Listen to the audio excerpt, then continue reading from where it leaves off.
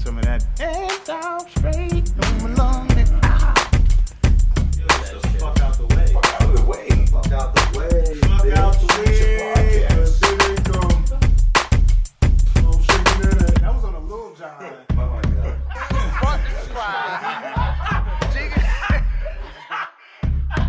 I want you fucking laughing at we partners pod, kid. You understand? We in here drinking, singing, all that shit, dog. You sweating, getting wet, all that. All right, welcome to the 75th episode of the Drinking Partners Podcast. We're 3/4 of a century in, and this is our Howie Long episode because eventually we're going to be on television. Talking about how our past podcasts, we've retired from podcasting. Now we just wear suits, we get on television, and we analyze other people. Because that's the end goal, is to just basically get on television and talk about what the fuck somebody else is doing. Like that's living right there. Like I don't even gotta live. I just gotta watch you live. Judge you. It's just I want to judge you nationally. yeah, like nobody remembers Howie Long's professional career. Like just remember he's the dude who's on television. Like that's what's up. I am half of your hosting tandem, Ed Bailey. I am joined as always with my co-host Dave Bracey. Say what up to the people. What's good with you people? We are Drinking Partners, and if you're looking for us, we are on epicastnetwork.com/partnerspod. We are on IG, Twitter, and Facebook at PartnersPod, and we are on Stitcher, iTunes, and Libsyn under Drinking Partners. Episode 75 now? 75, man. That's drop huge. Them rates and them reviews, man. It's take about 30 seconds. That's how we know we're doing well. That's how we let others know that we're doing well, and that's how we continue to do well. So please drop those iTunes reviews if you can, and also.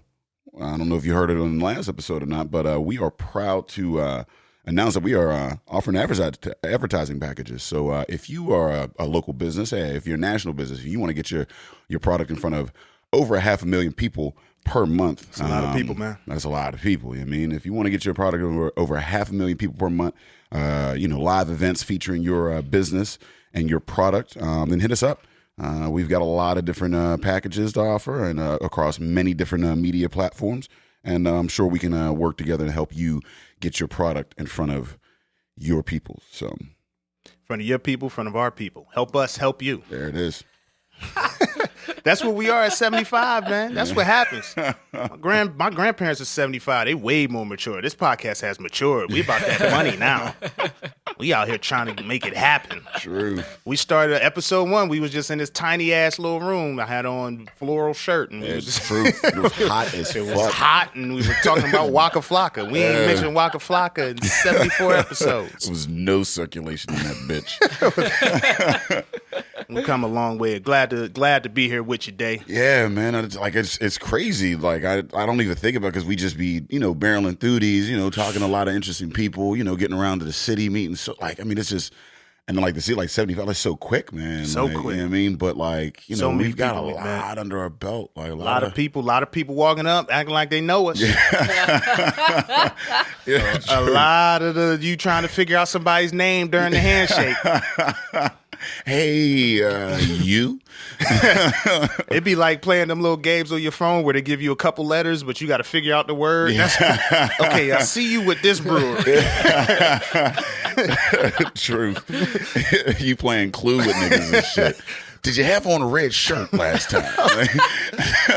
Wait, I hate when we see somebody, they just flip their appearance and be like, yeah, what's up, man? You are you. You're that guy. Truth. And it's crazy because, we do a lot of podcasts in front of a lot of white folks, and they get mad when we don't remember them. It's like, of course you're going to remember the loud black dudes in the brewery, God. Like, that's chocolate and chip. Yeah. You got a cheat card. But no, shout out to all the breweries, all the guests that we've had on, all the sponsors, everybody that's helped to make this thing possible. 75, that's I guess it's a bit of a thing. Epicast Network, shout out to them. Oh yeah, definitely shout out to. I was just about to say that. Definitely shout out to Epicast, man. They make it all happen. Yeah. We had to take a moment. Yeah, I think we just had our first moment. Yeah, I don't think we had a moment with 50. I think we were when we did 50 and we had the mayor, it was like, oh man, we sitting with the mayor. But now we it's had like to be all, now we can kind of sit back, reflect on what we've been able to do, what we've been able to accomplish. So again, man, very proud to sit here with you. Thank you, Epicast. Yeah. Speaking of meeting people, you were You were out this weekend, huh? Yeah, did a little Northwestern PA brewery tour. I mean, we went to about 7 different breweries. It was called The Brew Erie, spelled Brew Erie, like Erie, PA, up there at Union Station. Okay. Then we ended the Erie Pale, it was Erie Ale Works, Lavery, stopped over by Voodoo, Sprague. This Sprague is in a barn. Had a country music dude I don't playing, and he ended up covering Prince, and it was wild as fuck, man. I don't go in barns. Every movie I've ever seen with a barn, they trap something in it and burn the barn down. Yeah. Everything. Every time there's a barn in a feature film, all it is a chamber of death. Ain't no fucking animals in the barn. Oh, if you'd have burnt that bar down, it wouldn't nobody would have been affected but Donald Trump's campaign at that point. You was in that It land. was that country. It was You was walking around. They want to slap the beer out your hand. the head start Fucking turning. liberal. Liberal, synonymous with nigga. True. Yeah, it was one of them countries. I was at a gas station earlier in Cleveland, and I seen a chick. She had a bumper sticker about liberals, and I was like, you know what? I'm not even gonna say hello to this bitch. This old 82-year-old white chick, she made it a point to back into that spot so I could see that liberal bumper sticker. Like, it says some shit like, if you're liberal, you're opposed to hard work and happiness or something. I was like, what kind of fucking who created that? What? I can't I'm like, have your a job. old ass don't even work. Yeah, that's true. There's Social Security coming out of my check. The old people got to cut this shit out. Yeah, that's They wild. got to start accepting that we contribute to them now. Yeah, true that.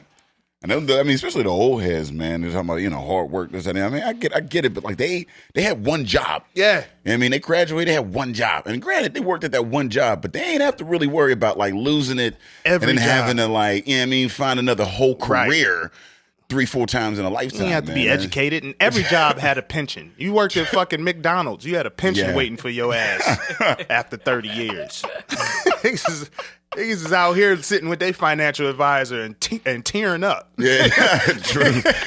we gotta meet regularly. Like, what's good, bro? What about the decisions I made this week? How is that going to affect my bottom line? I bought 2 pairs of jeans. Am I cool? Your future's in flux, Ed Bailey. You got to cut back on the Levi's.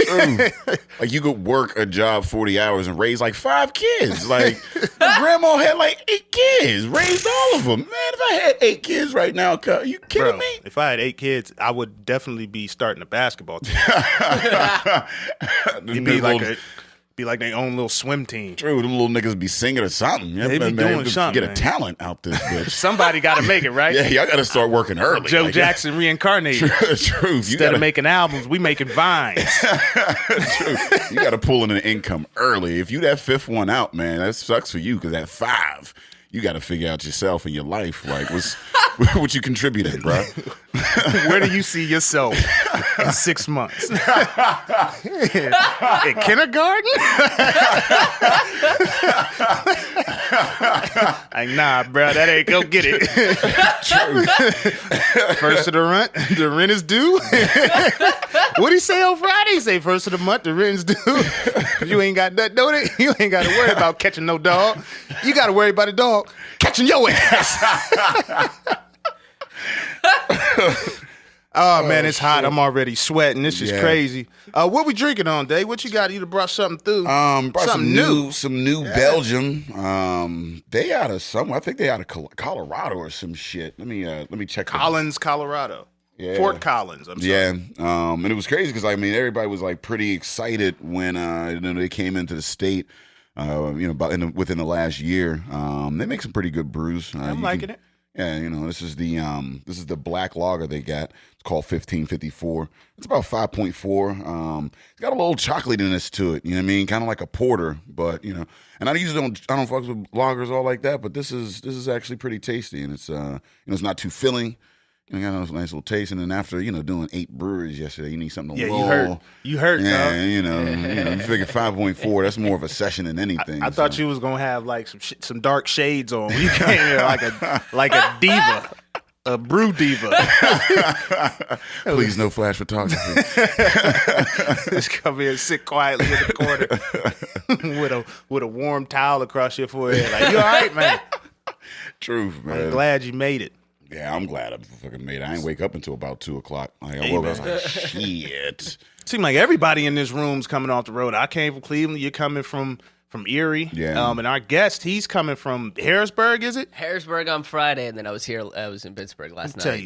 Let me tell you, listeners, we got the hardest working man in comedy. But if you would look at his hair, you wouldn't be able to tell. Nah, that He old got lady the would be prettiest No, she would- motherfucking hair. That old lady would definitely call you a liberal, a lazy liberal. She wouldn't be far off, except for the lazy part. The old lady was a capitalist. She'd have shaved your fucking head and put it in a Remy package. That is such an amazing bumper sticker, though. It's That just is. like, you know. She would have asked for your green card. She like one of them types. I would have asked her to see if she has a TSA card. Is what I Nah, would be she- like, all are she you got part of is the a- Department she of got- Homeland Security? She got a AAA card. Yeah, That's she it. did. That's all she carrying. But ladies and gentlemen, we got Krish Mohan in the building. Say what up to the Hello. people. What is up, people? How you are feeling? I'm feeling all right, man. It was a little stressful of a show last night, but we got through it. Everything was good. The end of the show was a little tiring, but everybody was cool, man. They made it through. I'm feeling pretty good about I recorded 4 shows over the course of the week. So Wow. one of those shows will wind up being on the album, and then I'm probably gonna release like a downloadable video of Okay. each of the shows. I pretty much set up like my own 3-angle, 3-camera shoot type thing. Oh, So nice. yeah, I kind of taught myself how to do like some minor audio editing just to make sure that it doesn't sound like I'm in a echo chamber pretty much, and it sounds like crisp and you can hear laughter when there is laughter. Oh, without question. So for the listeners who are not aware of Krish Mohan, he's like the soldier boy of comedy. Like, he's self-made. Yeah. You know, and I admire actually your entrepreneurial spirit. You know, Oh, you go thanks, out there, man. you get it yourself. You got your own tour going right now. You're Yeah. fucking doing all your audio and digital yourself. You're on Yeah. your 3rd hour of comedy. Like, I just you recorded can the be a third little one. Yeah. braggadocious here. We drinking. So Yeah. let it slide. You coming in all humble, like, we fought through it last night. Last night was probably the most stressful night, man, because we had a band that was on before, and I talked to Jeff at Hambones, and let me just say, Hambones is like my favorite venue in Pittsburgh. It's Okay. it's like a warm space that it's a very like intimate setting, and that's perfect for the type of shit that I do. And then Jeff 3 weeks ago was like, hey, there's a band that decides to go long. They're supposed to be done by 8:30, but like, can you push your show back a half hour? And then they didn't get off stage till like 9:20. So we're and there are people waiting to get into Yeah. the show. Wow. And I don't want them to get angry. So I'm like trying to do damage control. Like Zach Funk is trying to do taking Zach's not the people's damage door. control guy. You could have went to a number 2 for Zach's actually pretty good at damage control. Like I've depended on that dude Yeah. quite a bit. Yeah, yeah? he's always like, because he's so fucking nice about everything. Yeah, You know, okay. so he goes up and he's like, I guess "We're sorry." it's like Yeah. disarming. Like, because I mean, I wouldn't Yeah. expect him to be like forceful. Like, hey, y'all Yeah, niggas that's need to what I calm was down. thinking. Like, Like, you know what I yeah. mean? Like, he I ain't guess like, in that he's not setting a it would work. goon. No, he's He's definitely, like definitely he's not the goon dude. okay. but- He's definitely not putting people in their place, Yeah. but he's making them feel comfortable where they are. yeah, where Yeah, they feel yeah. bad that they're mad at him. They're like, oh, Right. Like, They're like, He's "He can't performing in help it." Jesus He- sandals. So we got, I mean, the show started like at 9:45, and we were aiming to start it by like 9:15, 9:30. That's not so bad. it wasn't too bad, but it was definitely like chaos. It Yeah. wasn't Lauren Hill And, level. yeah, no, definitely ain't normal here. I mean, like, Yeah. listeners, listen. If you go to a show of people who don't have like a mass or large vehicle behind them, it ain't starting at the time of sale. No comedy show I've ever Motherfuckers is done. running around doing stuff. Listen, we do our show downtown, and we put on the flyer 7:30, and people show up at 6:45. And I'm like, yeah, you could chill, but And them niggas showed up at 6. I got to the venue at 6. They was outside lined up. I was like, what do you plan on doing for an hour and a half? yeah, we ain't got nothing for you till 7:30. Festival. Like, you ain't gonna just like throw on a lawn chair and just sit out like and enjoy. Like, what are you here for? We're Well, setting that up was the and doing thing. comedy in the lobby. Yeah, there were people that bought tickets that showed up at 8:30, and I was like, oh, y'all gonna be here for a while. Yeah. I was like, I'm sorry for the inconvenience. You know, like I was really apologetic, and I think everybody was like, the staff worked really hard to turn over the room. Jeremy was breaking down all the equipment and set up our sound within like, I think he did it in like 8 minutes. Wow. Which is a fucking record, and that dude is a beast when it comes to that. So I was pretty excited at the turnover, and we got everything set up, and like it was a good show. They were with it, and then the last little bit, you know, it was got to be a little chaos, long. and then it got to be a little longer Yeah. of an evening for everybody, I think. So I was losing a little steam last night, but I kept as much energy as I could. I mean, that must be tough, like doing, you know what I mean, like having that recording, doing the set or whatever, and then dealing with the stress and all the travel and whatnot. And then, you know what I mean, it's Saturday night, like, you know what I Right. mean, you're like, you know, you're like near the end and you got to like chug, you know, to get through it. I always hate that notion, like, and I try to not get into that mindset of like, all right, I got to do another set. Like, I'm excited to be on stage. So like, for me, it is a matter of, I want to put everything I have on stage. Like 110% of my energy is given on stage.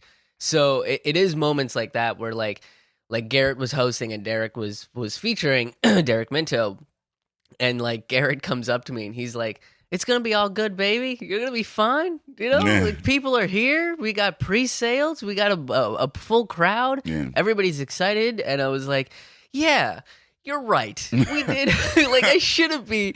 It was just like I was frustrated, and Yeah. I don't get angry. And there was one moment where these three dudes like walked in at maybe the last 15 minutes of my set, which is like probably the heaviest part of my show, where it's, you know, I'm talking about religion and being an agnostic and shit like that. So it's like, if you haven't caught the first 45, Right. this is going to be really Abrasive confusing. and- Yeah, this isn't Yeah. the 15 you want to catch. Yeah. Yeah, it's wanna get really to know me bizarre. first. Yeah. You're just getting it raw, no spit Right. at this point. So they like didn't know what was going on, so they just start talking really loud to each other. And I'm not one of these people, like, if you're talking at the table, I'm not going to be like, can you shut the fuck up? You're fucking, because I don't care, right? Like, if you're not into what I'm doing, fine. I'm not for everybody. I get that. But these guys were talking so loudly that, like, there was a fan of mine that comes to every big show that I've done, and he was sitting next to them, and he kept staring at them. And then across the room, I'm seeing 2 tables of people just turn around and try to pay attention to what I'm doing and look at them. And I tried to like weave my bit into shutting them down. Yeah. And then I just straight up yelled at them. Yeah.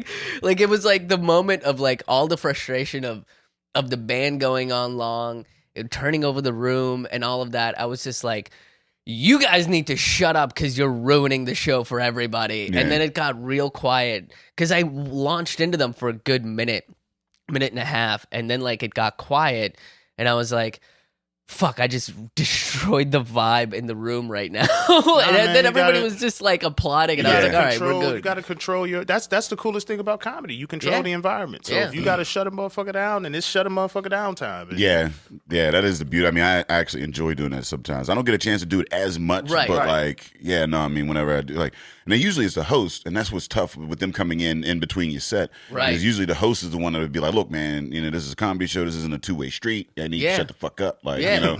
But like, if you're in the middle of the set, and then it's tough because like, if you go too far, then you'll lose the crowd. Then Right. you Then lose they're the like, crowd. oh, you're Right. an asshole. Yeah, you're an can't- asshole. Like, yeah, man, like, right. you know what I mean? But like, if you do it just enough where you can get the crowd on your side, then they'll give you applause, They'll and then give you an they'll, you know what I applause. mean? Yeah, shut the fuck up. Yeah. Oh, and I'm definitely like, I think you were there. I brought this. I was talking about this with somebody the other day. I think you were at Corner Cafe like 2 years ago when I straight up had a mental breakdown on stage. Oh, because wow. it was like I promoted the show to these meetups, and a couple of them showed up, and like a corner cafe is one of those venues where you get 10 people in that room. Yeah, and it's like a packed crowd. Yeah. And for whatever reason, like these people hated everybody. Like Day went up, and it was like I've seen Day do those jokes, and they fucking obliterate a room. And they gave him nothing. Yeah, it was just one of them. Like they didn't come to laugh. It was like, why are you guys even here? Because you put them in this little back room, like it's like a fucking, it's like a dungeon. It is a kind of intimidating. The first time I went to Corner Cat, I was like, wait, where you want me to go? Like you have to go through a door to go to the bar. Yeah. Right. Like, all right, I got to get up and like literally walk out the room. So when I open the door, this light comes in. Like it's just. It's strange to be an audience member there, I would imagine. But and then I went up, and Tommy was like, do 30 minutes or whatever, and I was on stage for maybe 8 with pure silence, and I just lost it on them. And I was just like flipping out, and I was like, you guys are the ones, you guys are making me realize why my parents don't love me. Yeah. Like, you guys are proving my parents right. And I just lost it on them for like 12 minutes. Yeah. So And the only people laughing was Day and Derek Minto, and those were the only 2 people laughing about it. Day's good for laughing. You love to have Day in the crowd. Day and Brandon Johnson. Those are my 2 favorite audience members. You'll never lose them. Oh, I've lost Brandon before. Yeah. Well. But that was and then I got to a point where I was like, I still have 12 minutes left on stage, and I'm gonna give them fucking 12 minutes of material, and I like angrily gave them material. Yeah, like I was teaching them a lesson. You're putting your heart and soul into it. Yeah, it gets frustrating every once in a while, but sometimes for me it's like I don't really want to get angry at the crowd, because to me it's if something's not working, okay, maybe I didn't deliver it the right way. Maybe there's a better way of approaching it. Yeah. It is one thing, like, if they're not into what you're saying, or if they're being rude while you're saying it. Those are two completely different things. You know what I mean? Yeah. Like, if you're just not paying attention, you're like, then I'm not doing my job. That if you are now talking over my shit, like, come on, bro, I got the mic. Then you're disrespecting you know what I mean? Like, the and I'm people gonna put around you in your place. Yeah. So, yeah, that's crazy. Yeah, I'm quick to tell motherfucker, like, you can't win this. Because I've been introduced, and I have a microphone, and I do this for a living. Like, I'm better than that. Than you at this. Okay, I can definitively say to you that I'm better than you at this. Yeah. I won't say that to another comedian, but an audience member, I could take you. Yeah. You know how to hold and control the stage. Yeah, I got it. The thing with that is like, I've had people tell me is you're already likable on stage. From the time you get on stage, you're already likable. Well, your hair, man. Right. Everybody wants hair like that. Right. And when I put my hair down, I do look like the historical Jesus. So you look like I always tell people, you look like the villain from Bad Boys 2. True. Dude with the fat daughter.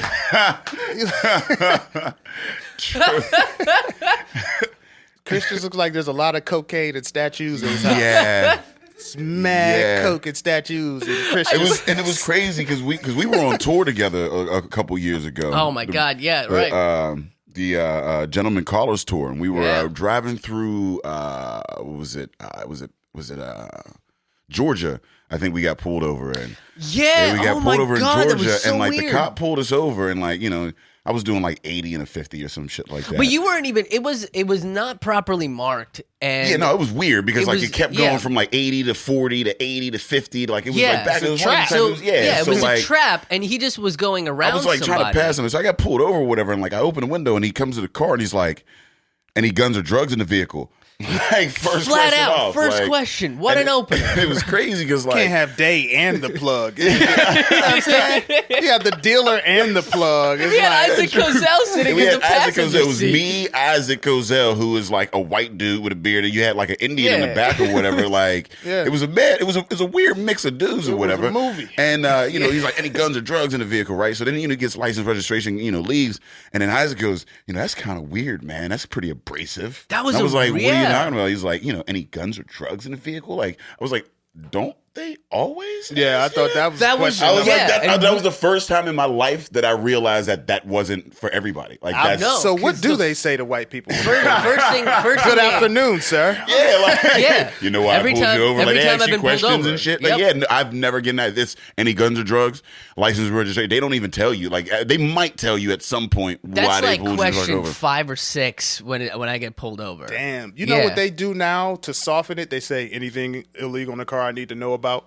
I know what you asking Yep. about. I ain't got no illegal immigrants in the car. Like you can. I know what you asking for. You ain't slick. Anything motherfucker.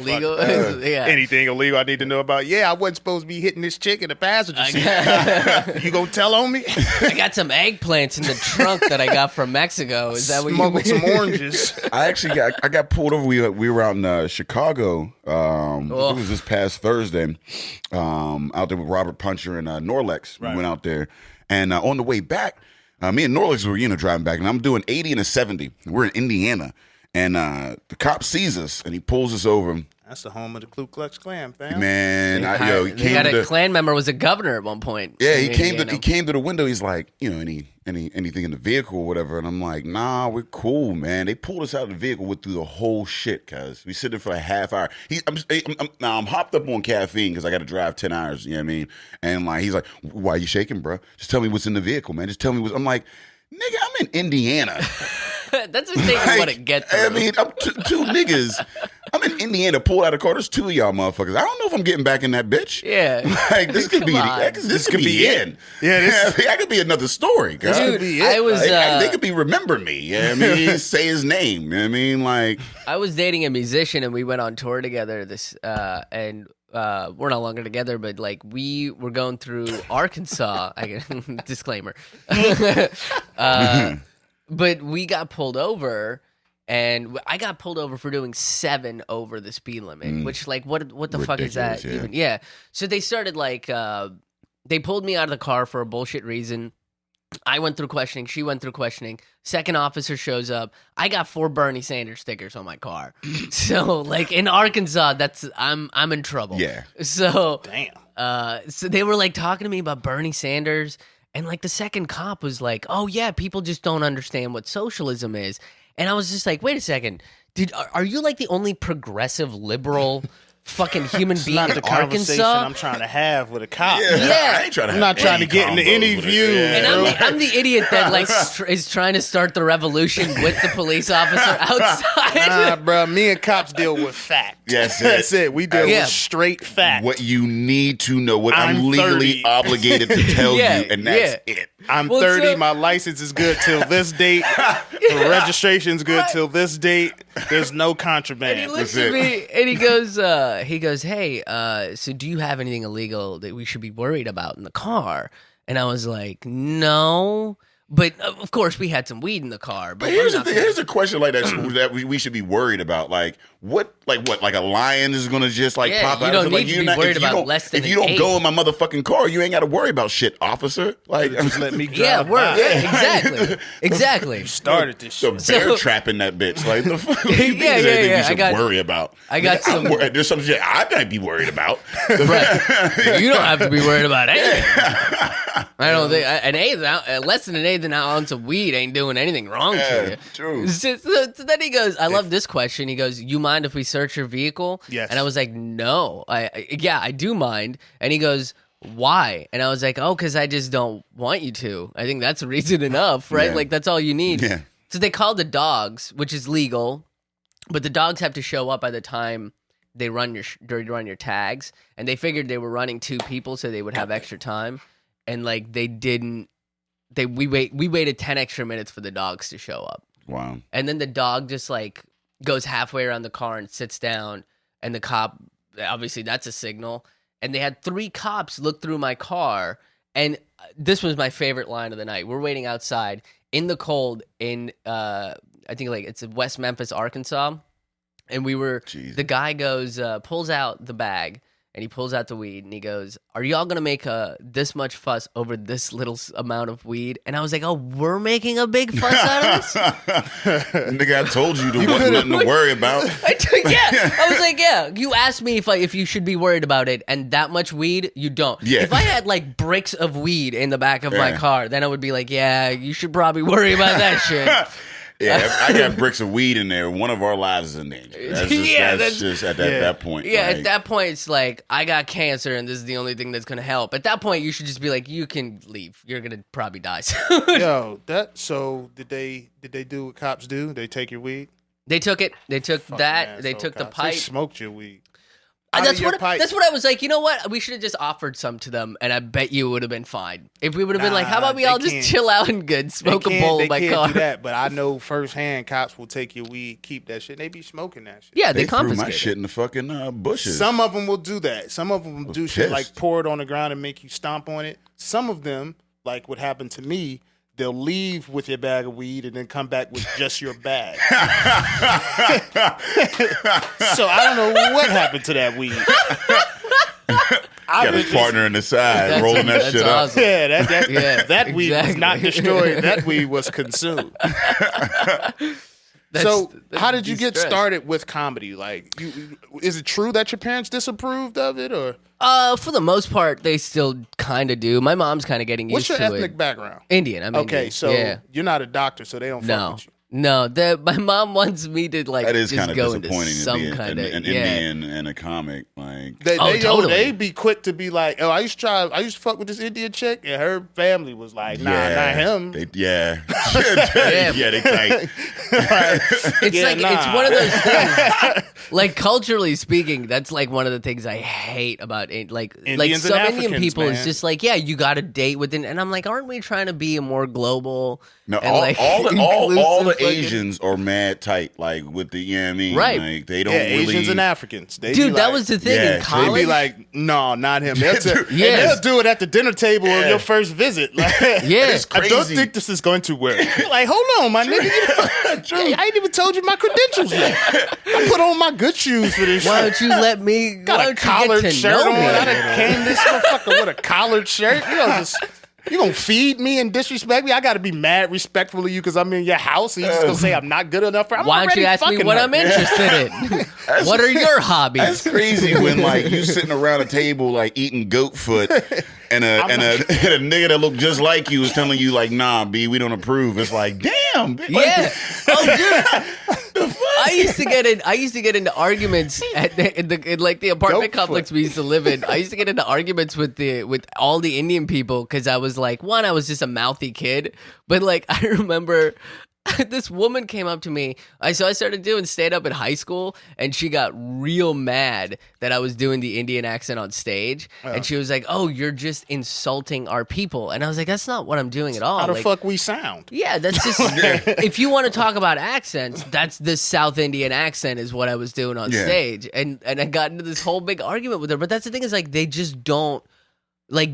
I don't get along with those kind of Indian people. Like if you're an Indian person and you're open and a little bit willing to listen to some shit and listen to some perspectives, then yeah, we're gonna get along. And I have found those people. Like they come out to is there shows. like a community of folks that you have reservation. found? Yeah, like yeah. Of liberal Indians. Is that who the bumper sticker was out to? Yeah. That's specific. liberal Indians for Bernie. Yeah. That Libs. should be a thing. Libs. Feeling the lib. So yeah, how did you adapt to that sort of kind of train of thought as opposed to being a more conservative? I don't know. I think I just grew up with like more liberal people around me. Like my parents, I think, are more conservative, and I just started questioning: is this the shit that I believe? Right. When I was in high school, I started doing that, which is also like right around the time that I started doing stand-up. So what I would talk about on stage when I was 15, 16 was a lot of like, hey, this is some shit my parents do. Isn't this weird? Yeah. And like it was more family oriented and stuff, but it was very much like coming from the mindset of I don't agree with the way they do shit. You know, culturally I don't agree with it. But I don't really know when I started leaning more liberal. I think it was like around the time when in high school, I remember one of my friends came out as bisexual, and I had no idea what that was. And my instant thing was like, well, this is fucking weird. I should probably not maybe be friends with him anymore. And this was a kid I knew for like 6 years, right? And then I was like, wait a second, let me find out what that means. And we started talking, and he was like, I just find some men attractive, and I find women attractive. I find both genders like attractive, and I want to be with both genders. Like, it's not a sexual thing; it's just more of a romantic thing. And I was like, oh, that's kind of cool. Like, I can. That is pretty cool. You know what I mean? Like, yeah. I wish I was able to be gay or bisexual or whatever, because your sex life is like you're open to everything. You're open to everything. Like what the fuck? I would love the stick with confidence. Yeah, I'm not gonna co-sign. I gotta stick with one. I'm cool with whatever you want to do, but I'm not. I gotta I'm stick cool. with one. I can't do the whole. Yeah, dudes are not attractive. I'm not not. attractive. I think I will say I there are think some men pretty are men. ugly motherfucking things. Like, because there are some pretty men, but that's Ryan because Gosling. They kind of like. Well, You're going to tell me think- Ryan Gosling is not an attractive man. Ryan Gosling. But see, the term attractive is subjective to the person Fair, who's saying it. yeah, So when I fair. say dudes are not attractive, I've not found a dude that I've found attractive. I've found dudes that I think are handsome.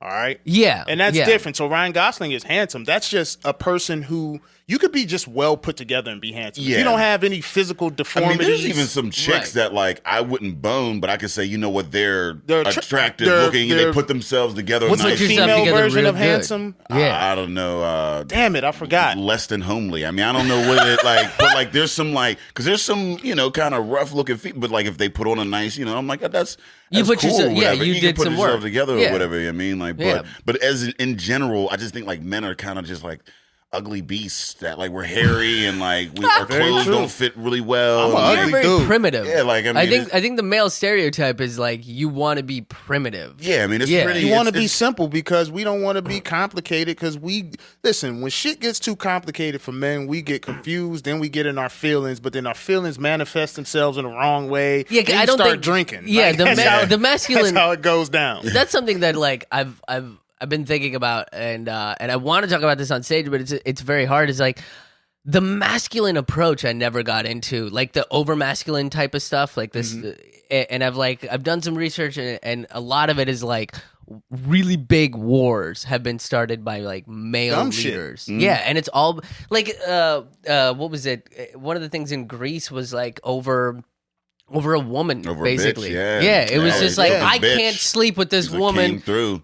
But let's go to war. It's like, what are you doing? Just chill out. She said no. That's wild it's as fine. fuck, though. Especially like at that point, if you could start a whole ass war over a chick, then you could really have any chick that you want, though. That's crazy. Yeah, But that's- all that pussy that you got to you. Yeah, I mean, everybody in that country clearly is open to you. Right. The Like, options are available. Yeah, you got Yeah, mad but options. the thing about pussy is after you get pussy, a bunch of pussy, then you start directly like focusing on certain pussies. Yeah. Right. And it's just like it becomes just once you've had a lot of sex, you're gonna look for two things. You want to consistently have sex, and then you want to have certain experiences. Yeah. You know what I mean? Like Yeah. when you're True. young, you're just I mean, look at your young man roster. Like it was all over the place. Yeah. It was everywhere on the fucking fruited plain. Like, Yeah. you get you a chubby one, you get you a light one, a dark one. They can attest to the fact that I have dated severely out of my league several Yeah. times. No, I'm saying, hey, listen, I know you got the one. She had the comedy scene on Smidash. Everybody was after that. And I was Yeah. like, it's like, go Chris with your little fucking. Yeah, it was mad weird. I was like, Her? Yeah. like that's yeah. That's, I never hate the player, Everybody was dog. just You like, must what? I don't hate the player. She has a great soul. Like, Yeah. she's able to, you know what I mean? I never hate the player, though. See through the weird Jesus figure that's standing between. It's funny. I was just talking to a friend of mine, and he was asking me about a shorty that I used to deal with, and I was just saying like, I don't even like her, and he was like, you know, he was just like, then why was you like doing that? You know, why? Like, as you get older, it's got, you know, that shit got to have like a purpose. Yeah. You ain't just fucking just to be fucking. Yeah, no more. I mean, yeah. So I mean, then if you get to a point where you can start a war, that means you probably been slaying all crazy. That's and probably then what it everyone was. just becomes Yeah. a status symbol. Like, Right. she is the baddest bitch in the land. Yeah. Listen, all these Disney movies, all the shit that happens, it's about Yeah. somebody trying to get some ass. They just don't get ass on camera. They don't get That's ass on true. camera. Beauty and the Beast. Okay, All about- he was trying to hit He that. was trying to beat that He up. was trying to beat that down. He And kidnapped the bitch. what's the Galston or whatever? He was just trying to fuck her, yo. Yeah, That's they was all all he was trying to beat do. them. So it was And Aladdin. everybody Aladdin made in a the- big ruse out of it. Yeah, and then everybody in the community was like, yeah, she should be fucking him. Like, let's Yeah. go ride on this nigga. Yeah. And that's how wars used to get started. And that's Yeah. that's why Crips and Bloods don't get along. Because the one chick that lived on the border that went to the high school, she either fucked a Crip or she fucked the yeah, Blood. And the that next was thing it. you know, It's like, fuck this guy. like That's the sets, nigga. I got sets now. Keisha fucked Carl, nigga. I'm with Carl. No, I ain't with Carl. Keisha should have fucked Tom, nigga. She fucked Carl, though, nigga. Next thing you know.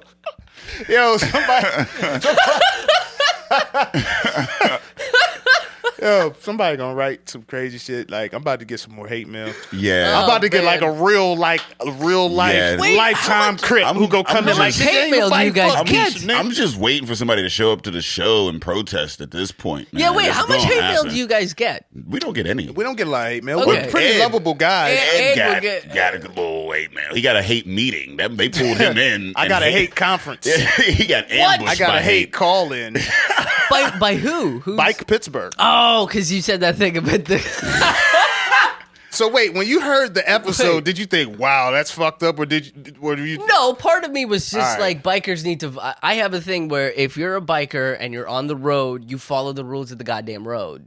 That's I all gotta you think gotta about do. it. If you're a biker and you're on the road, just know you're inconvenienced to the But I'm- motherfuckers whose machines can move faster. Yeah, but I'm also not quit an acting idiot. like that's not the case. Oh, Yeah, man. Yeah, no. yeah, but I I'm mean, not an idiot. I know you were making a joke about bumping bicycles, But they Like, going it's- through it's some a things. fucking They thing. going through some things in Pittsburgh. You know what I mean? Yo, those fucking cops, when I saw that biker get hit, which is crazy though, because like, now here's the thing, like, remember we was out in the pleasure bar or whatever, and the biker got fucked up. Yeah, that was crazy. And like Jesus. every cop that came on the scene, every paramedic was like, "Man, I'm sick of these fucking bikers, man. This is the 8th one tonight that we had to clean up." Cops Like said that? Cops said as soon as Listen, he man, came you out, probably get tired of going to see niggas laid out on the sidewalk because Yeah. they was in the street. because Like, they was in the street, like the streets really. I mean, because Get you a Pittsburgh isn't really Fiat, built man. for it yet. No, You know no, what I and mean? that's So part of it's the like, reason. Yeah, You know, it's one of those things that like the means and the transportation has been like, you know, blown up faster than we have been able to accommodate it. Right. So Yeah. it's not their fault. But no, that it's not happens- their fault. that Yeah. happens It's not with their fault. every They're not bad change. people, and I'm Yeah. glad that they're biking as opposed to I driving. could date a biker, you know what I'm saying? Yeah. But like, I'm not gonna ride on You're the not back gonna of her ride with bike her. to dinner. Sure. Like, I don't know if nah. I could date a biker. I feel like they'd have fucked up feet, and I don't really fuck with that. I See, don't could you know. date a dancer?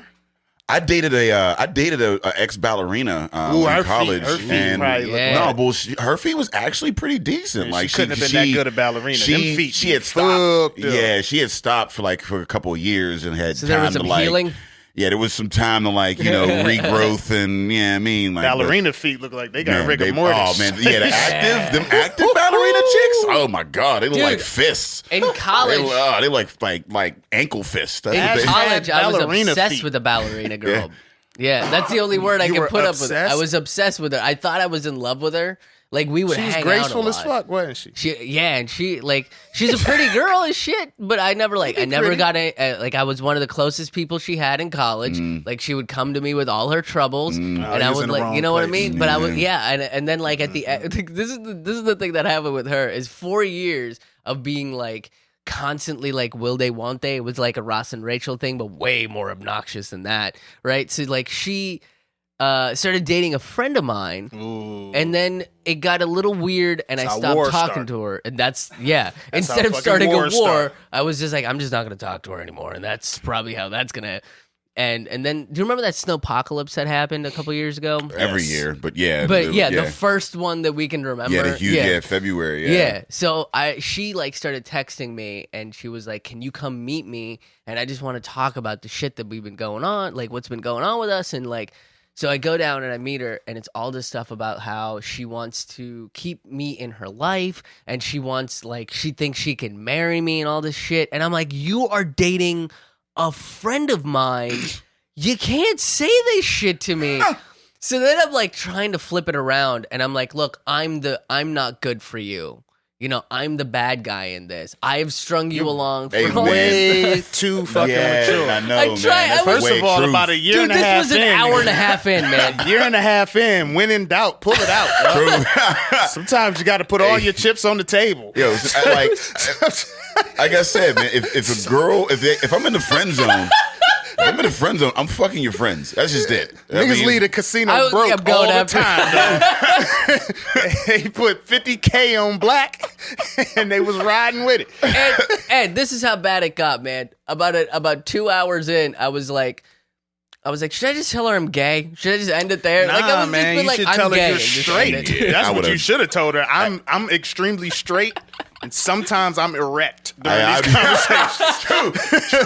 Like, I'd have whipped it out at some point. Oh, Like, you think you can marry me? Well, you think you can handle this neck first? I mean, I'm saying you're gonna have to service. I don't have mean, that level of confidence. Hey, yo, you 4 years shit. You ain't got anything to lose at that point. yeah, like you really. It's like true, first of I all, don't. if you're listening, sweetheart, that he's talking to, you totally disrespected my man Chris by Truth. dating his friend. Truth, that was fucked up. He could have got his girl cousins to put his fist to the back of your fucking mouth. Then you gonna fuck at his head. Then you gonna come back. You gonna be fucking my homeboy? He's getting all the pussy, and I'm just getting all the text messages. Yeah, like that is the worst setup. Like I get all the stress and the emotions and shit, and he just gets Yeah. to beat it out of the box. Like fuck that. My dick is in the air at that point. That was the And he's probably cheating on you. That's what you should have said.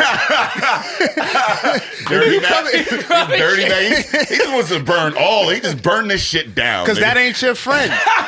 Listen, if you got a chick that you, what was it, Rachel and Ross shit or whatever? the Yeah, fuck? Ross and I think it was Rachel a shit from Friends Friends, reference. yeah, Okay, right. If you got a Rachel and Ross situation, Day, I can't date her.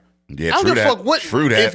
If it's like, yeah, No. I can't True fuck that, with yeah, her. yeah, that So is- that that ain't is- your man's. Yeah. I'm a firm believer of smashing the homies being like a fucking class A fella. Yeah, Like, there's got to be Yeah. degrees of you separation. smash between, a homie, yeah. I can't. You know what I mean? Like, Yeah. That is you tough. you immediately become shark bait. Like you just Yeah, up for and grabs that was now. the thing is like he was a friend, Yeah. and then after all that shit happened, You like homie smashing, couldn't, bitch. Like, we couldn't talk fuck is wrong anymore. with Exactly. And I'm like, what the fuck? I'm It was sure. fucked I'm up. sure that relationship dissolved. I mean, you could at Oh, least for have sure. I your can't dick be out cool there. with either one of y'all. Like I can't trust him. Yeah. Right. And you, Right. what you think you slick? Like, Yeah. nah, Yeah, True. that was like the weirdest thing. Don't text like, me that at a was one very of the stressful weirdest time. Like, don't experience. text me during. Yeah. You have a boyfriend. You Go texting talk me. to Exactly. him. Texting Yeah, me during a exactly. stressful time. Like, what if I'm Yeah. fucking somebody? Now I gotta explain to her. Like, no, we just cool. Like, Yeah. nah, fuck off. Oh, I know. That's the thing is like Every I'm dude. not a big relationship. I'm not good at relationships, and I'm I don't fully think any aware dude of is that, really. When you meet a guy that's good at relationships, everybody got one friend who's like really good at relationships. You kind of Yeah. getting all of that dude. You're like, damn, yo, you thought about that? Like right off top? Like you didn't get mad first? Yeah. but- yeah. Like, you okay? That was Oh, you yeah. handled that maturely. You handled like, that that's- very well, son. What? Like good shit. Don't ever speak to my girl. Yeah. Don't ever put Oh, that type man, of pressure on that's- me, fam. That's the thing is like I'll try to be real mature about shit, but within an hour of me trying to like rationalize the situation, it'll eventually just gonna be like, what the fuck do you want Yeah. from me? You know, It just immediately goes. I fucking hate those dudes. Like I got some friends, some good friends of mine, and I love them to death. But like in a social situation, like when everybody's around or whatever, they're all nice in front of their girl and da da da da da. And then I get back to the crib and girl look at me like, well, why are you don't treat me like that? Da, da, da. I'm like, nigga, you don't know this nigga. Like you don't Exactly. know this. Do not envy. You don't know this nigga. Like I've seen that shit. I can't go into detail. Like, yeah, but I can't. But Yeah. I've trust seen- me, you're better off where you are. Yeah, like, And this is something I tried doing too. Yeah, and I tried doing this where I hate that shit. And could see it unfold where like they're handling it really well, and then you look over at your girl and you see the face where she's just taking this in like, I don't get that kind of like, yeah, and you're like, why don't you pull my seat out? Yeah, Because it's not the 1950s anymore. Didn't you want equality? Because I come home every night. Look, I'll open a car door for a woman. I do that with my girlfriends and stuff. But like, there's certain things where I'm like, come on, you got to give me a little bit of slack here. I want to pull out the chair, right? But it's just like it gets a little bit awkward sometimes because women don't go and sit the fuck down like when they get in. Like I tried to. Me and my girl went to Monterey Bay, right? We go there and I go to pull the chair out, but then she's like, I want to sit in the other chair. And I'm just like, well, you know what? Like, I'm not pulling out a whole nother chair. Get one. So we just sat there with that chair pulled out. She sat in the other chair. Are you expecting someone else? Nah. That motherfucking chair stay pulled. Do you mind if I push it in? That was failed chivalry.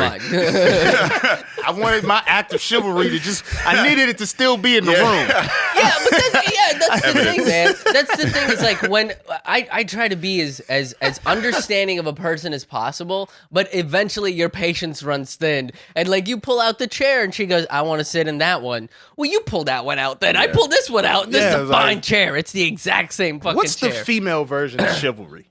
Like, what is their word? They don't even have a word. Sir? There it is. Congratulations. You just had another moment. There it is.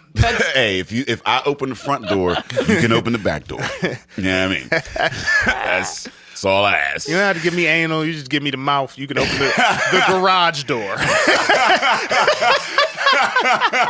Yeah.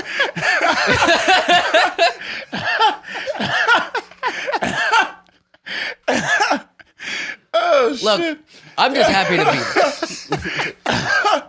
Yeah. I'm just happy you're allowing me to stay here. That's See, Krish, man, you gotta fucking listen. You know what? I got homework for you. You're the first guest to leave with homework. I need you to go listen to 2 DMX songs. First song is What These Bitches Want, all right? All right. Second song is How's It Going Down. Next time you got a woman try to carry you for 4 years, throw that shit in. What type of games is being played? How's it going down? Is you with me or what? Does he bark in those songs? No, just try and give me Yeah, he the does. butt. Hell yeah, he does. He barks at the pussy. Hey, listen, DMX, 1998, this motherfucker changed lives. Truth, cuz, man. When him and Cisco got together, that what you would the nigga was one from us, nigga, man. Cisco was doing the running man in place. Like, he was giving all that passion, and DMX was like, nigga, yeah. Let me tell you something. Cisco, the only man I ever see perform on the hood of a car. The motherfucker was rolled like he was a damsel. True. Like he was a bitch on the piano. This motherfucker was laid out on the front of the... I was like, what is Cisco doing? But I ain't care, though, because that shit was speaking to my soul. I was 12. I didn't even have problems with bitches yet. Truth. I didn't even have no bitch problems. I just want to be able to do I that. was like, I see my grandfather got gray hair. This nigga got bitch problems. Yeah. What you want from me? Hey, yo! Truth. True. I feel like Cisco is one of the most effeminately hard rappers of Pause, all but time. yes, I think Cisco, listen, if you can pull off platinum hair and get in the DMX video, there's a level of respect that I have to give to you. Because DMX don't fuck with everybody. Like, you heard he called out Drake. He was like, I don't like Drake, fuck Drake, da-da-da-da. Like, so it ain't like he just fuck with anybody, you know what I mean? So if Cisco has some shit going, like Cisco, he from Baltimore, ain't they? He was like the Oh, R&B. word? They from Baltimore. Yeah, he so the R&B Cat Yeah. Williams. Yeah, you know what I mean? R&B So he Cat probably, Williams, you know what I mean, dog. low key. You Yeah, can't be man. sleeping on them diminutive brothers. They be hard to death. True. If he go to if a nigga's walking through Baltimore with silver hair, that's not the nigga to fuck with. Yeah, And a very leather jacket with a dragon. That guy, a leather vest. He had the sleeveless joint. that guy made a choice, and he knows exactly what choice he made. That's exactly. I have a rule in life. You just don't bother people who are comfortable with themselves. There's nothing you could do with somebody who's 100% comfortable That's with who it. they are. That's You ain't, it. No, and you ain't that's- intimidating them. No, and that's exactly at it, man. At all. It's like people will try to fuck with me on stage or whatever, and I'm just like, yo, I'm cool with being this like weird, intensely like social person. So if you wanna come up and try to fight me on that, you're not gonna win because I'm not going to fight you. I'm gonna listen to what you have to say, and the second you start screaming, I'm just gonna be like, hey, we need to take this after the show, and I'm willing to hear out your oppositional point of view, but look, I'm comfortable with my viewpoints, and I'm comfortable where I'm at as a person. I mean, the thing is that like, I mean, and I respect that because like a lot of people you see online and like just through interactions, there's a lot of unhappy people. Yeah, they're unhappy with themselves. They're incomplete. They're looking for another Cisco song. Yeah, they're looking for something that they're looking for politicians to save them, a relationship to save them, a parent. I mean, they're looking for something, and it's like, and like I really like the people that I vibe with most in life are the people that are secure in themselves and work, you know what I mean? And you know what I mean, and they find that when you find that inner peace, you know what I mean, like you find that inner peace, then everything else is blessing in life. Truth, man. I mean, after that, everything is just extra. When you are filled by yourself, everything else is just, you can take it or leave it at that point. You know what I mean? And that's why what these bitches want from a nigga is a song that I recommend for you because it'll touch you in a different way. Yeah. You know what I mean? You just be like, yeah, man, these bitches playing games. True. Like, I'm cool with who I am. What you want? What are you doing? Yeah, Shout out to DMX. I want him to come on the podcast. Truth, man. I want to get so big that I have just my favorite R&B rap artists on here. I feel they just talk about how they affected my life. Yeah, man. How that song. Listen, I'm gonna listen to these songs and then I'm just gonna do a video about it. Your life and then is just gonna be break it down. Listen to them songs and tell me your life ain't a little bit different. Well, you know what's DMX interesting, was man? preaching gospel. Yeah. What's interesting is like when I go back and listen to like old school rap, and for me, old school rap is like 90s rap. That's pretty old school. A lot of them are fucking talking about real shit. Yeah. But that's not what you heard on the radio. That's not what made it on MTV. No. But then you listen to like a whole album and you're like, okay, there's 14 songs in this album. 12 of them are about real shit. Two of them were about moneymakers. Yeah, exactly. Yeah. They were about bitches and hoes and Lamborghinis, and that's fine. But like, you go back and listen to old music and you're like, fuck, we've been saying this shit since the 50s and we haven't done anything about this? Yeah. Like, what the fuck? Yeah. It's frustrating, but at the same time, hopefully, I think the more we say it, like exactly like what DMX is saying, it's like, be comfortable with who you are. That's all it was. That's the coolest. I think if we can give them a takeaway from this episode, be comfortable with who you are. Yeah, and if you're an aspiring comedian, that's going to be the first thing you got to do. Damn the funny. Be comfortable with who you are. Yeah, confidence is everything, be honest man. If about you're yourself. not confident on stage, you have nothing. That's it. You have nothing. Yeah. Nothing. Well, I've had, that's why she was my favorite celebrity, dog. Whitney Houston used to be telling motherfuckers, I ain't taking I'm eating right now. She was Being Bobby Brown, Yeah. they was trying to take pictures. We was like, I'm eating. She was hood. She was like, let me be a fucking person, huh? Wasn't she from Jersey? I think I found that out on the cast. She was real Jersey, too. Yeah, right? she was no definitely bullshit Jersey. Yeah. Heavy Jersey. Damn it, I wish I did.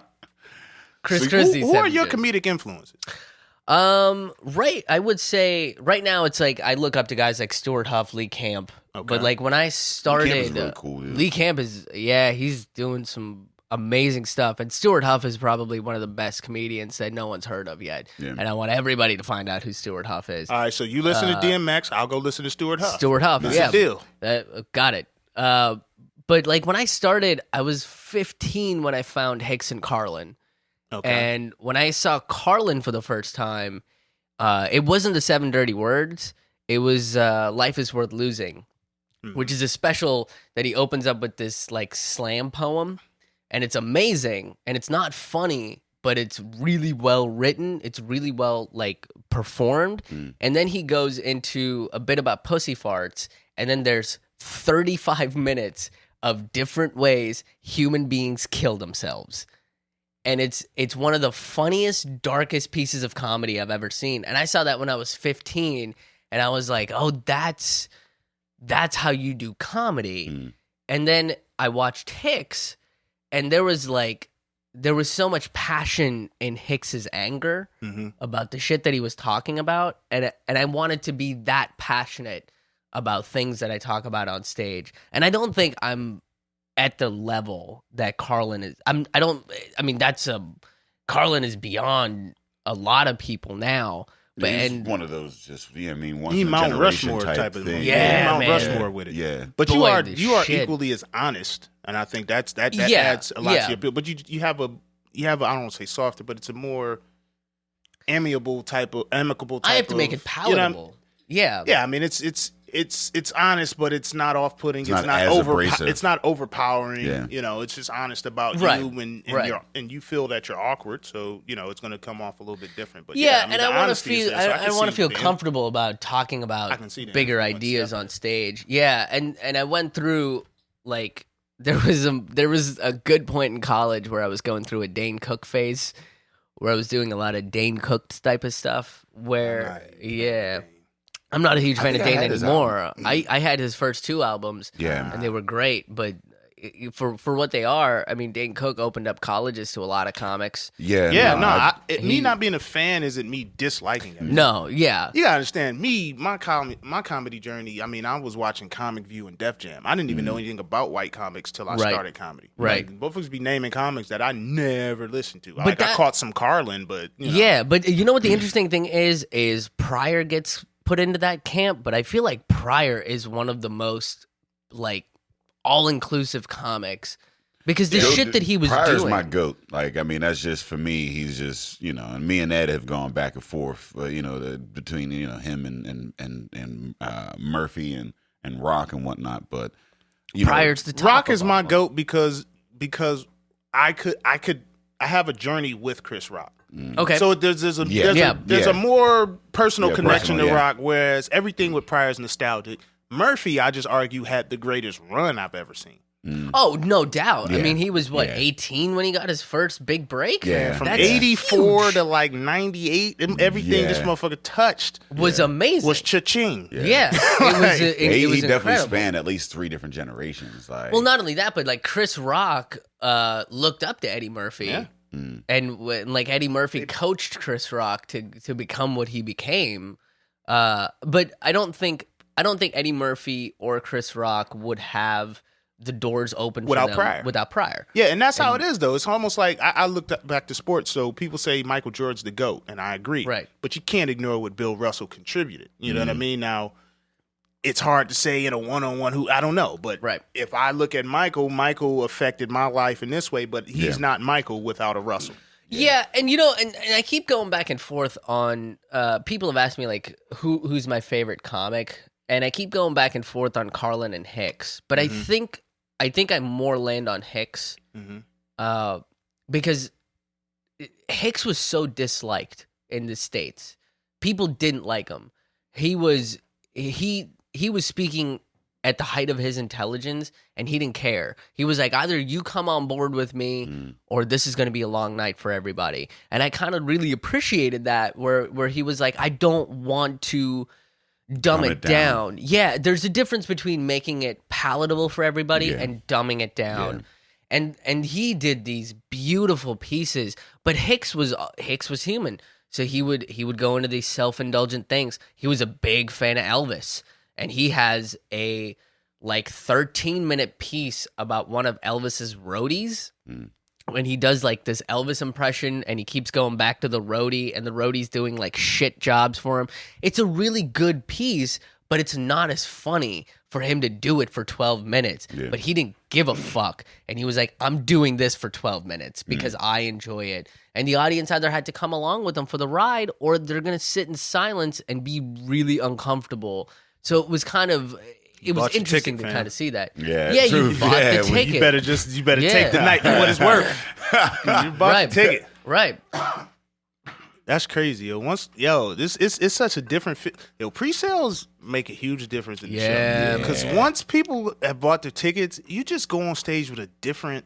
Like if you're into putting Yeah. the show together, like if you're just on the show, you probably don't care. You're Yeah. just looking to see who's at the show. But like when you put a show together and you Yeah. see pre-sales, you go in with a whole different like. Yeah. I mean, I could go up here Yeah. mad comfortable, like yeah. you know, you It's fucking less you put stressful, that- especially when you're producing a show and you get those pre-sales, like you're not as stressed about the money afterwards because you're like, we're cool. So then that's not one of the, you know what I mean? Like, but if you ain't got those pre-sales, now you're like, I do need to do a last minute post or something like that. Just stay in this corner for a little bit, maybe bring some niggas in or something. Like, let me text these motherfuckers that said they was coming through real quick. Like, let me see my friends. See this organic reach on Facebook. You know what I mean? So if I could boost that. Like. Well, yeah, and that was the thing is like, so last night I had a decent amount of pre-sales and I was like, oh, this might actually go well. Like people are here to fucking, like you don't buy a ticket if you don't know what the fuck this person is doing, you know? So like, I'm like, all right, I might actually be safe, you know, because sometimes I'll go into cities where like there is no pre-sale and you just buy tickets at the door. And when people come up to see me,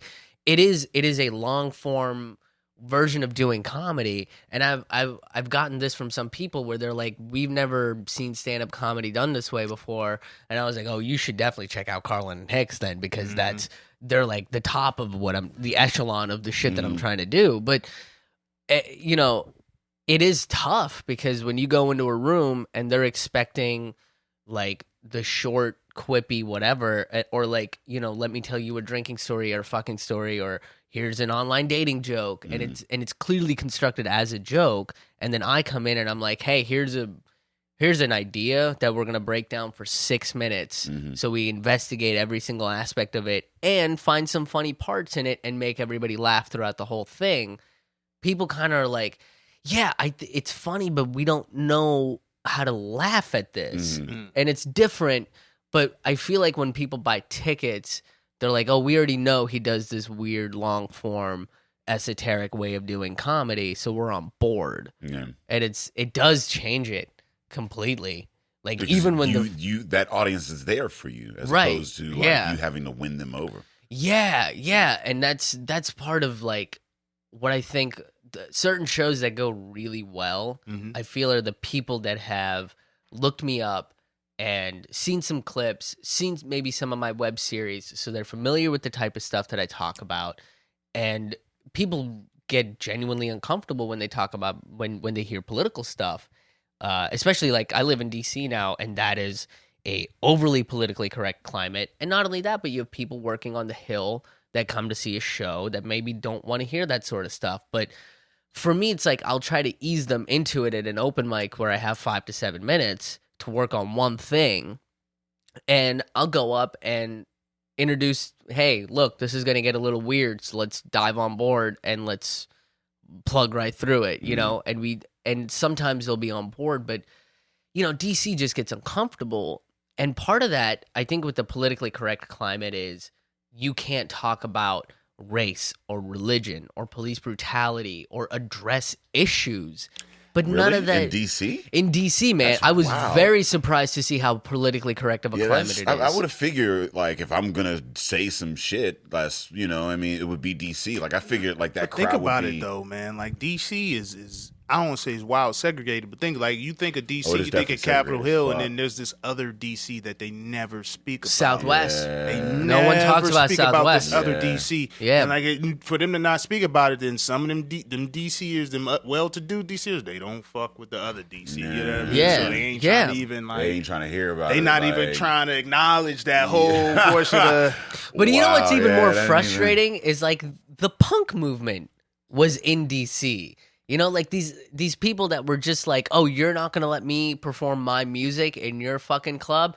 Fuck it. I'm going to go to this guy's house, pack it out, make some money for him and for me, and have a bunch of fans and become a draw and fuck you later. Yeah. You know, like, and it was like all this anti-establishment stuff. And now DC has become the establishment. Nice. You know, it's a lot of these white collar people that are working for the government, and they're like, oh yeah, I mean, I figure, a lot of the government folks are like kind of trying to keep, and I get it, trying to keep a job, though. Yeah, they trying to keep that $90K, you know what I'm saying, salary. Yeah, right. It's expensive to live down right. there. Yeah. So if I come on stage and address the fact that racism is a global problem, and they go, ooh, I know that it is, and you're making jokes about it, and I kind of don't want to laugh because this guy sitting next to me might tell my Yeah, boss, and that'll kind of Our job is to sweep this Yeah. under the rug. Yeah, that's Right. Yeah, that's why. You know what? I never even thought about it like that. Because you get a little bit of that here. I mean, like with Pittsburgh, but like you get that rolling laughter where it's like once somebody laughs, it's like, oh, it's okay because Pittsburgh is so segregated. We don't. Right. I mean, like Right. it's. You know, the Indians and the Mexicans and the blacks and the whites, they all stick to themselves. Like, even Yeah, like in their yeah. own little pockets or whatever. So when you get a room of people together, like, you know, you get one, as soon as somebody laughs, it's like, oh, it's okay to laugh. And then other people be like, oh, yeah, I mean, Right, whereas right. with DC, I guess what you're saying is that like, pull they're back. like, nah, bro, it's not worth my gig. Nah, Yeah. you. Yeah. What And name you is know on what? this ticket? Nah, not for Krish Mohan. Yeah. Not for this that. Bernie Sanders Yeah. supporter. That's, I think You gotta take Bro. the Bernie Sanders sticker off your car, man. You I trying to make can't. it, That's man. my You gotta boy. be non-affiliated. That's my 'Cause boy. The only I think I'm trying to think. The only crowd that we performed in front of was when we were on a tour together or whatever, and there were like 4 people there. It was like 2 of my friends and then this Asian couple. And like, Oh yeah. but it was had so much fun with that but Asian we couple. had so Yeah, much we fun did. the whole night. Like there was only 4, and then like you know as it like went on or whatever, like because they had a show afterwards, so some like comments comics started coming poured in in. Yup. and like some other more patrons. So by the end of the show, there were maybe like 20, 30 people in there or whatever. But like for a good like hour, it was just me, my 2 friends, and this Asian couple, and it was And they weren't loved even it. from DC. They were- yeah. They were tourists that were in DC, and they found our show, and they were like, "We want to come see a comedy show Yeah. in DC." And I was like, "Oh, that's fucking cool as shit." I had no idea that they were even. First time I heard that, Yeah. that is a cool feeling when someone's like, yeah, we're looking up comedy. I was like, yeah, we want. I was like, oh yeah, I get Oh, to be that's like, cool, yeah. I get to be like The your introduction. barometer. I get to be your standard of measure. Like, this is awesome. I hope We I get live that up to downtown it. where people are just like, well, we were just looking for something to do, and they're Yeah. like, hey, Right. comedy, let's check it out. Yeah, And they we- come in with a bag full of wine, and it's just like, oh yeah, you're about to have a good ass Yeah, time. and that's so dope. Like, cause it can go either way, but like, I feel like with the environment we do downtown or whatever, we have a high quality of comedy there. Yeah. They're also getting fucked up, and like a lot of people have that mentality where they don't expect it to be good. They just kind of like, well, free booze. I get to Yeah. bring my own booze. This is cheap enough where like I can burn a couple hours. You know what I mean? And, Maybe like, it'll be okay. Maybe it'll be all Yeah. right. And then Yeah. and then they see the level, and then they're like, holy fuck! Like you know what I mean? Like Right. that's amazing. Like that's a great. But that's feeling. it, yeah. And you know what's really interesting is coming up in Pittsburgh and then going to DC and kind of being a regular in DC. These are both scenes that aren't really affiliated with being comedy towns, but they are a fucking 100% comedy towns. There is a overwhelming breadth of talent in Pittsburgh that you're seeing probably between like 15 to 20 people consistently get up, doing the work, getting better, and getting funnier every single week. And that was just when I was living here. And then now in DC, it's a bigger scene that goes through, Baltimore, Frederick, DC, Northern Virginia. So you have maybe on a weekly basis 60 people that are consistently funny, that are consistently putting the effort out there, that are consistently getting work. So when people come out to see shows, they don't know that it's going to be a top-notch quality show, but but then they're like, oh fuck, it was. And when that happens, you're like, great, tell 2 of your friends exactly. and Tell come back someone. next week. Don't just keep Like this for this can yourself. be a thing that you Yeah, do every week. Yeah. You understand that this doesn't survive, and it is like what I really love about about comedy is you can do what you want. Even if there is a crowd of very politically correct people, being on stage, that gives me the freedom to talk about whatever I want. Yep.